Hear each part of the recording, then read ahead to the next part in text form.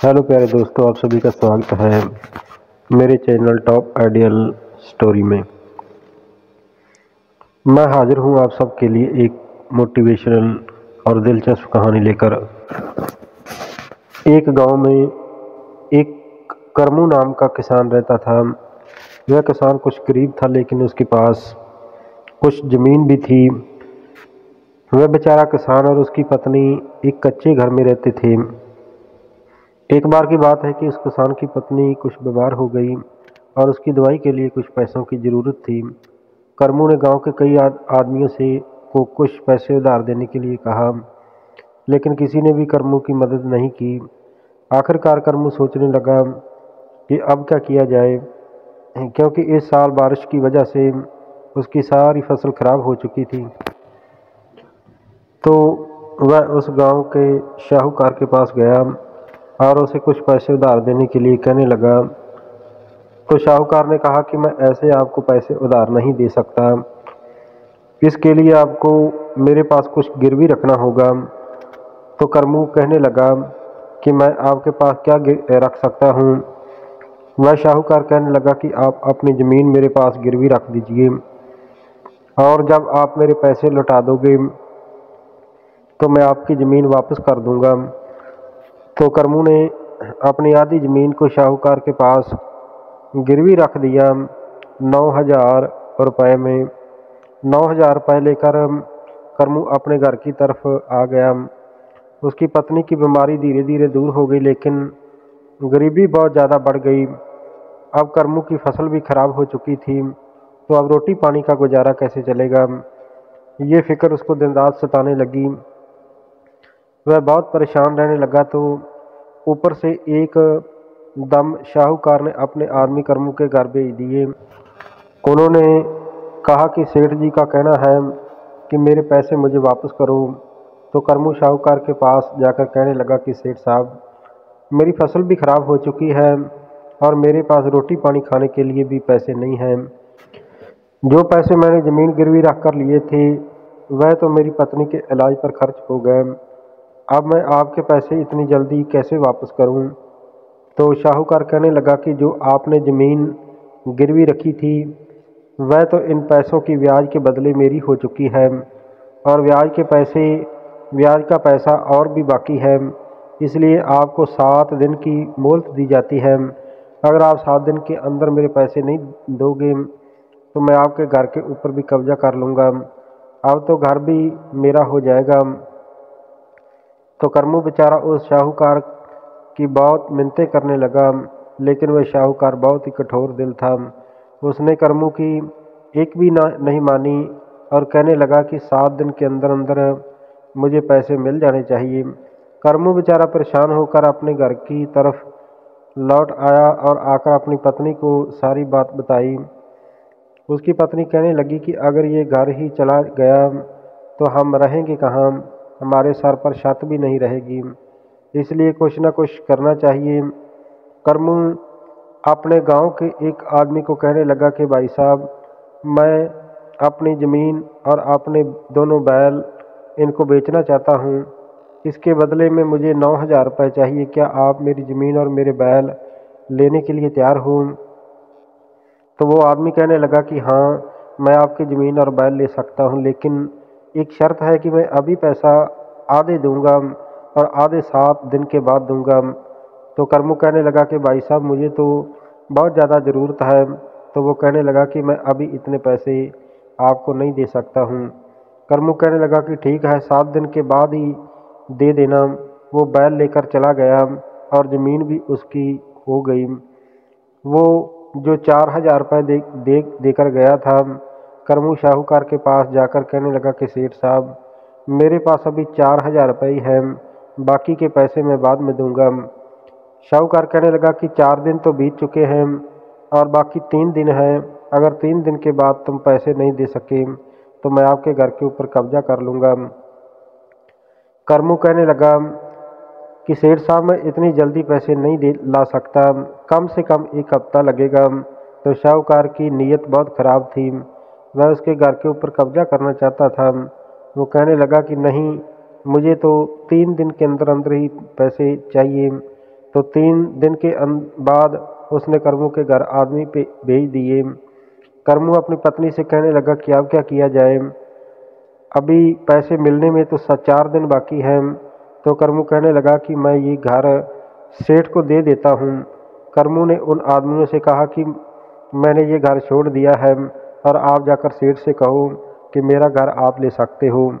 करमू ने अपना घर छोड़ दिया और अपनी पत्नी को लेकर गांव से बाहर निकल गया। चलते चलते दोनों एक जंगल में पहुंचे।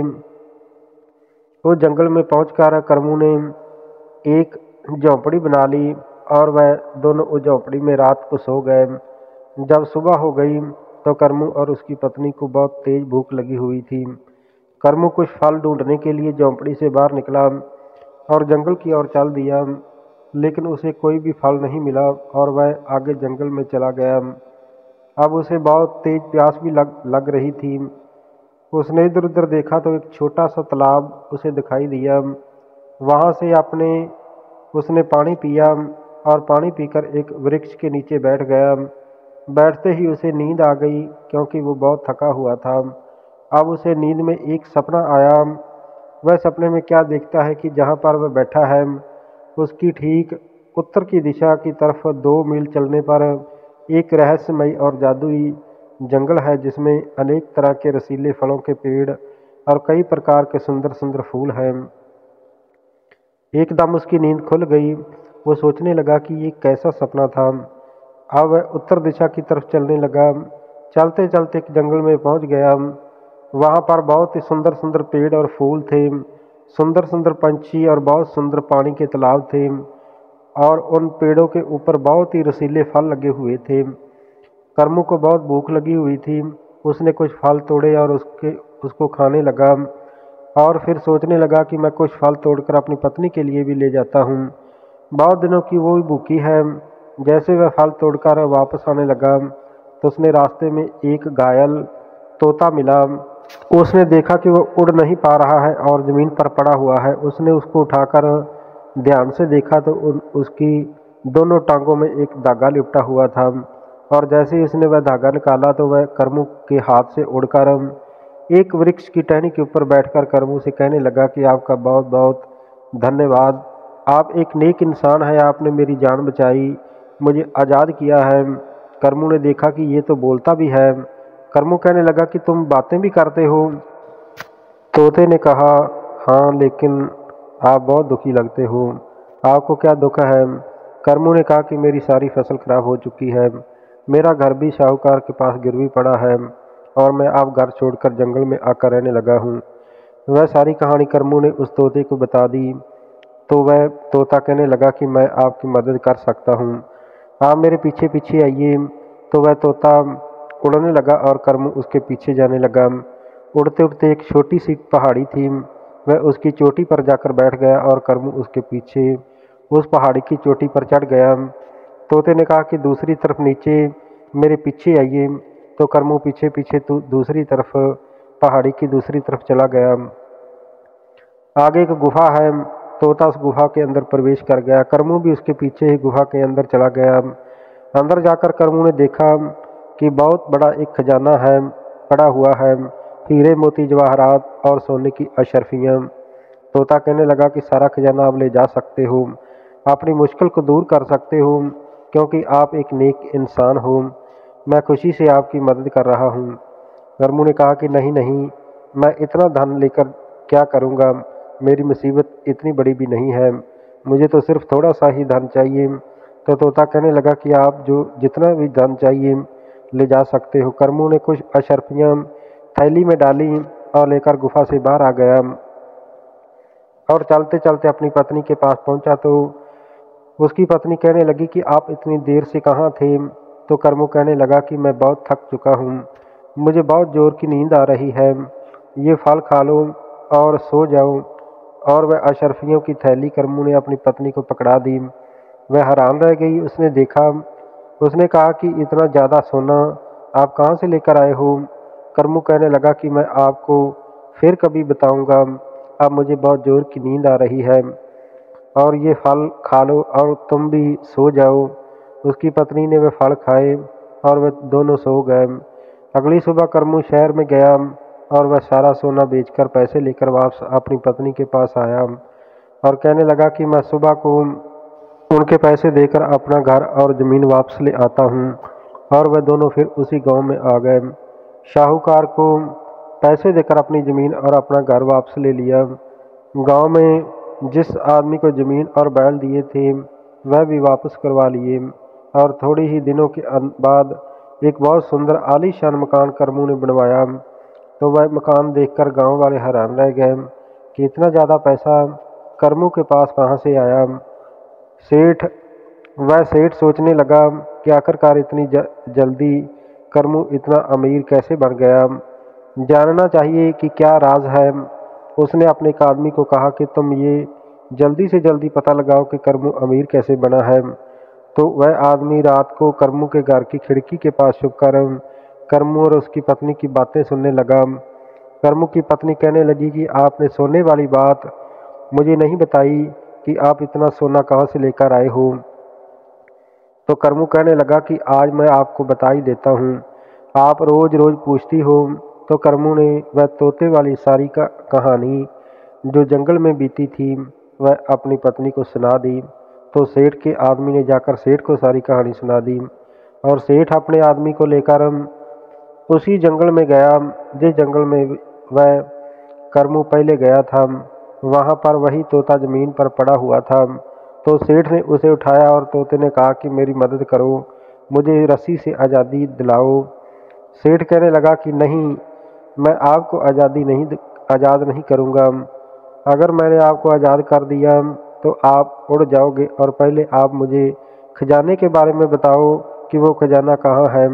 तो तोता कहने लगा कि ठीक है, जिधर को मैं कहूँ उधर को चलते जाओ। सेठ ने तोते को अपने हाथ में उठाया और जिधर तोते ने कहा सेठ चलता गया। वो सेठ को गुफा में ले गया। सेठ ने तोते को छोड़ दिया और ज़मीन पर रख दिया और उस खजाने को देखकर सेठ की आंखें फटी की फटी रह गई और वो सारे खजाने को थैलों में भरकर अपने आदमियों के साथ चलने लगा। तो देखा कि वह गुफा का द्वार बड़े से पत्थर से बंद हो चुका है। गुफा में अंधेरा ही अंधेरा है। शाहूकार कहने लगा कि ये क्या हुआ, ये दरवाज़ा कैसे बंद हो गया। तो सेठ को याद आया कि वह तोता कहाँ है हमें जो यहाँ पर लेकर आया था। दरवाजे को खोलने का रहस्य भी वही जानता होगा। वह तोते को ढूंढने लगा, वह किधर गया। फिर हवा में उड़ता हुआ तोता वहाँ पर प्रकट हुआ और सेठ को कहने लगा कि सेठ, तुम एक बेईमान इंसान हो और ये जादू की एक नगरी है। इस गुफा में कोई आदमी आ तो सकता है लेकिन इस गुफा से बाहर नहीं जा सकता। सिर्फ एक नेक इंसान ही बाहर जा सकता है, लेकिन तुम एक बेईमान और लालची इंसान हो और अब सदा सदा के लिए तुम इस गुफा के अंदर बंद हो चुके हो। तुम्हें अब यहीं पर मरना होगा। सेठ रोने और चिल्लाने लगा लेकिन तोते ने उसकी एक न सुनी और वह अदृश्य हो गया। फिर सेठ हमेशा के लिए गुफा के अंदर बंद हो गया और दोबारा नहीं आ सका। करमू अपनी पत्नी के साथ अपने गांव में खुशी खुशी जीवन व्यतीत करने लगा। तो प्यारे दोस्तों, ये थी आज की एक मोटिवेशनल और दिलचस्प कहानी कि इंसान को कभी भी लालच नहीं करना चाहिए, सदा ही अपनी मेहनत की कमाई से जीवन में कामयाब होना चाहिए। सुख केवल मेहनत की कमाई के अंदर ही है। बिना मेहनत के कमाया हुआ पैसा किसी काम का नहीं है, वह सदा ही दुखों का कारण है। तो प्यारे दोस्तों, ये कहानी आप सबको कैसी लगी कमेंट बॉक्स में एक प्यारा सा कमेंट करके ज़रूर बताना। कहानी अच्छी लगी हो तो कृपया मेरे चैनल को लाइक, शेयर और सब्सक्राइब ज़रूर कर देना। आप सभी का बहुत बहुत धन्यवाद।